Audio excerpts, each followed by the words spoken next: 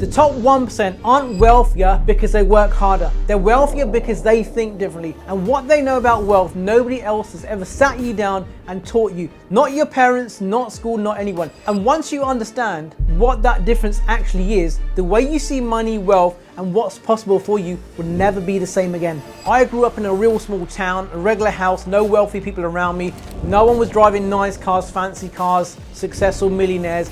Nobody was actually talking about money or success or creating wealth. And without even realizing it, I was absorbing a picture of what life was supposed to look like for somebody like me.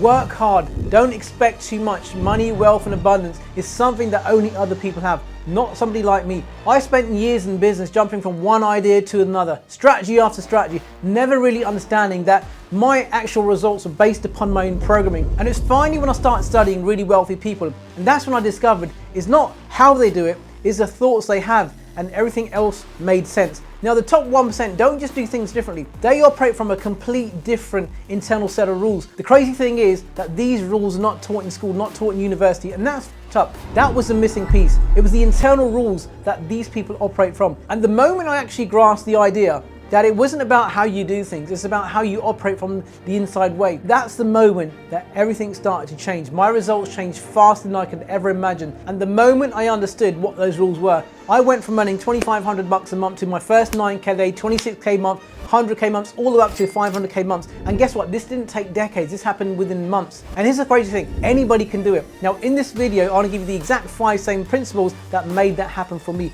And guess what? It can happen for you too. I'm Mindy, founder and CEO of Mind, Money, and Business. And that's my training company where we've helped business owners add an extra $100 million of revenue into their businesses across multiple different industries. In fact, over 87 different industries and counting globally. In this video, I want to give you the 5 wealth principles that the top 1% live by, the ones that nobody's teaching. And I want to show you exactly how to start applying them today if you're ready. Wealth principle number 1. They see money as a tool, not a goal. Now, most people fuck this part up. They think that money is a destination. Now, the top 1% treat money as a vehicle. It's simply a vehicle to exchange to get the things that you want to do. Now, when money is the goal, guess what happens? You get bored, you get tired. But once you use it as a tool and you say, listen, I'm going to use this money to leverage, I want to live a certain way, I want to do certain thing. That's what's going to keep the fire burning. I went through a stage in my life when I was earning crazy sums of money and I no longer had the excitement because to me, getting to the monetary goal was my goal. But then I realized that was a wrong goal. Money is simply a tool, and I need to use this tool to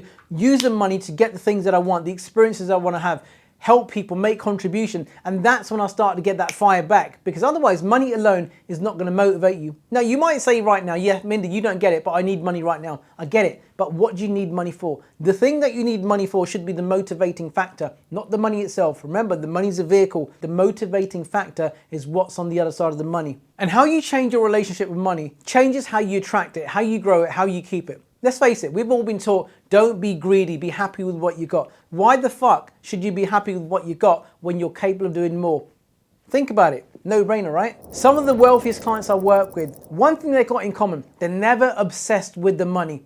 They're obsessed with the outcome, with the feeling, with that feeling of success. Now, a lot of people think that money is success. No, you can't have the money until you're successful. Think about that. Wealthy people see money as a tool, not a goal. Poor people see money as a destination. Wealth principle number 2. Wealthy people invest in themselves before they invest in anything else. Now, the top 1% understand that their greatest asset is how they treat themselves, how much they grow, how much they learn. Now, poor people want to go out and buy fancy cars on finance. They want to go on fancy holidays, whack it on the card. Wealthy people leverage debt. Now, when I was first in debt, in over £65,000 worth of debt across multiple different cards, all I could think about is how do I get out of this mess? That was what separated me from most other people because I made a decision that was not a logical decision. It went against all odds. Now imagine this, you're in £65,000 worth of debt. Your credit cards are stacking up, your interest is stacking up. And then what do? You go take some more finance out to get a mentor. And that was the smartest move I ever did. And guess what? I learned this from a mentor. And he says to me, Mindy, right now it's not working your way, right? It's not working your way. You got yourself into this mess. You can't get yourself out of this mess the way you got into the mess. So you got to change a few things. And he said, if you invest with me, You do as I say, you listen to everything I tell you to do. I will show you how to eliminate that debt so fast that you won't even know what happened. And that's exactly what happened because I made an illogical decision. So I started to use some of the principles of the high top 1% people is invest in yourself. And that's what I did. By me investing in myself when it didn't make sense. When I see somebody say, well, I can't invest in myself, I don't have the money. I'm like, that's the best time you should be investing in yourself because you don't have the money.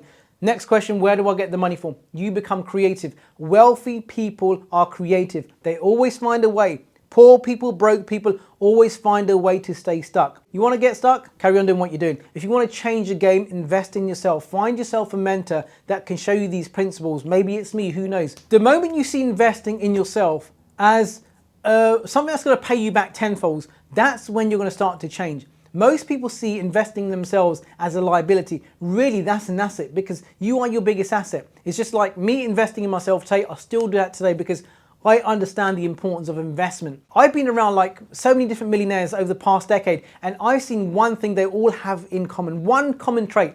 They all have mentors. In fact, some of them have multiple mentors. And that's how you keep on growing because you've got as far as you're going to go without a mentor. So when you do get yourself a good mentor, someone who's got a proven track record and you do exactly as they say, you're actually following their blueprint because they followed the blueprint like I've had a blueprint. And this is exactly what I help my clients with my blueprint that's worked with over like thousands of clients so far and still counting, over 87 different industries. So we've got a great track record.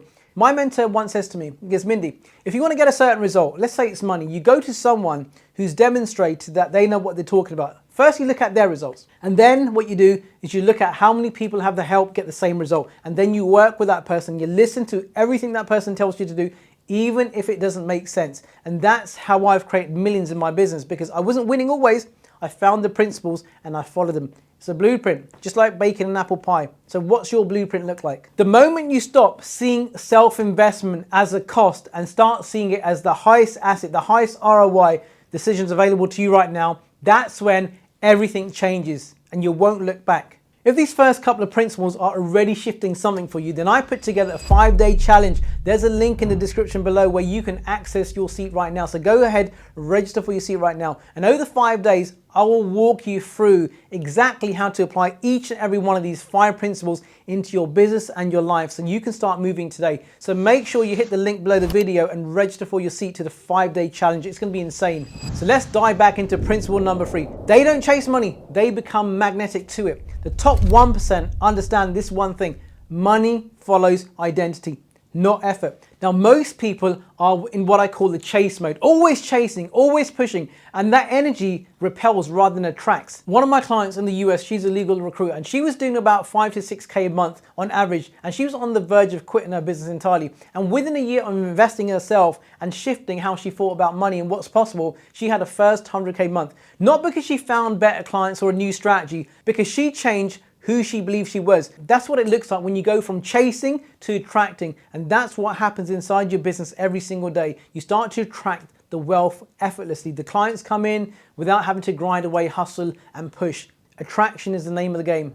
Wealth principle number 4. The wealthy people think long term and everybody else is thinking short term. The top 1% make a decision from a 5 or 10 year vision, not from what's happening this month. Short term thinking keeps people stuck at the same income level, reacting to circumstances, what's happening around them. They're constantly looking at what's happening in their business right now, what their cash flow is like, what they've got in the bank. They allow their results to do the thinking. If they can't see them having what they want now, they give up. The top 1% make decisions from a future base. And how do you start making decisions from your future self? That's exactly what I did. When I was in debt, £65,000 worth of debt, I want you to think about this. I could have made a decision. I could have a lot of valid reasons of why now is not the best time. I've got all this money coming out. I'm in debt. I can barely pay that off. And I'm going to take some more money out. Didn't make sense. But here's the thing. I was thinking about the long term. I wasn't thinking about the debt. Because if your goal is to get out of debt, you're always going to be in debt because you're going to have debt-based thinking. So think about how you're thinking about money right now. Is your financial positioning causing you to think a certain way versus how you would think if you're already at your goal? And you've got to really start to change the way you think. So start to think, if I was at my goal already right now, how would I be thinking about my business? What kind of bold moves would I be taking? Or would I be crippled by my current circumstances? You wouldn't, right? You'd be operating at a much higher level. So I want you to today think about how can you start thinking from your future base, from that future version of yourself versus what you're thinking about from today. The money's not here right now, but if you carry on thinking the way you are, it will never come. So you've got to shift your thinking. That'll change your feeling, and your feelings will change your action. And that's when you'll start to get a better attraction.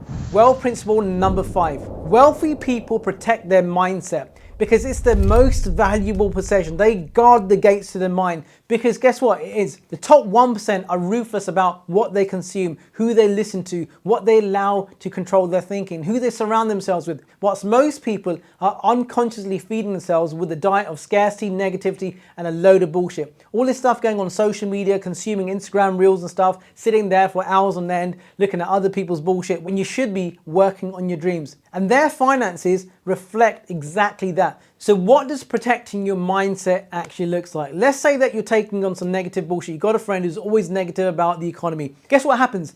Their thinking is going to cause you to think a certain way as well, because it will rub off on you. So you've got to cut these people away and don't spend so long with them, because it's going to start changing the way you think about money. It's going to start changing your habitual behavior. It's going to put you in a low frequency. Have you ever experienced when you have a friend text you something and you didn't want to hear it, and all of a sudden that text is overtaking your energy and you can't think of anything else? Throughout the day, your energy's all flat. Listen, you've got to be non-negotiable with what you allow in to your mind. To become the guard keeper to your mind. You decide what you're going to allow into your mind. Don't let other people do your thinking for you. So one thing that you might really want to observe is look at your environment. Who are you hanging around with the most? Who are you taking your advice off? Who do you like spend most of your time with? And what are the conversations all about? Is it about lack, scarcity, how hard their life is? Because guess what? They'll drag you down. So you've got to really be careful who you surround yourselves with. And this is what I did. When I first started to get into this mindset work and the work of highly wealthy people, I realized that they were ruthless at cutting people off that were no longer serving them. But you might say, hey, Mindy, I've had this friend for 20 years. I can't just cut this person off just like that. I'm not asking you to cut the person off.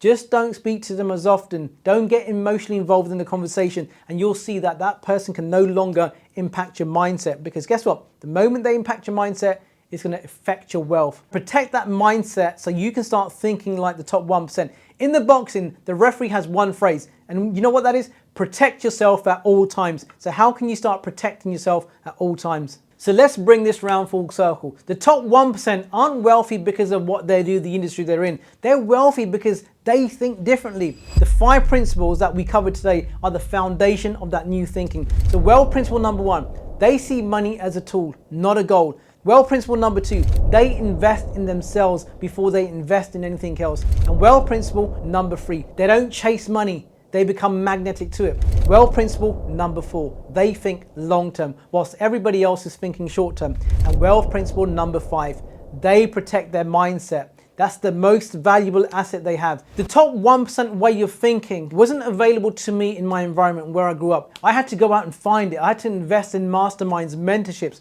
Guess what? You don't have to find it. You've just watched it. Now go fucking apply it. So if you found this video useful, you're gonna love this next one on screen right here, because thinking like the top 1% isn't enough if you're still operating from your broken identity. Now this video will show you how to truly embody the millionaire mindset and shift those beliefs that are holding you back and become the person that wealth naturally flows to. So click the video right now and I'll see you there.